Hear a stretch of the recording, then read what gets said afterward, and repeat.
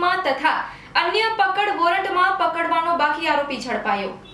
Shri Chirag Kordia police મહાનિરીક્ષક Shri સરહદી range Bhuj તથા શ્રી વિકાસ સુંઢા police અધિક્ષક શ્રી પશ્ચિમ કચ્છ ભુજ નાઓએ નાસતા ફરતા આરોપીઓને પકડી પાડવા માટે સૂચના અને માર્ગદર્શન આપેલ હોય જે અનુસંધાને એલસીબી પશ્ચિમ કચ્છ ભુજના incharge police inspector Shri HR Jethi તથા police sub inspector Shri JB Jadav નાઓના ઉપરી અધિકારી તરફથી આવેલ અરજી તથા અરજી સાથેના પકડ વોરંટના આધારે સામાવાડા ફિરોઝ મોહમ્મદ હુસેન ખત્રી રહેવાસી રાહુલનગર 515 પાટવાડી નાકા બહાર ભુજવાડાને પકડી પાડવા માટે સૂચના આપેલી હતી। તે બાબતે લોકલ ક્રાઇમ બ્રાન્ચના ASI નિલેશભાઈ ભટ્ટ, અનિરુદ્ધસિંહ રાઠોડ તથા police head constable Dharmendrabhai Raval નાઓ તપાસમાં હતા।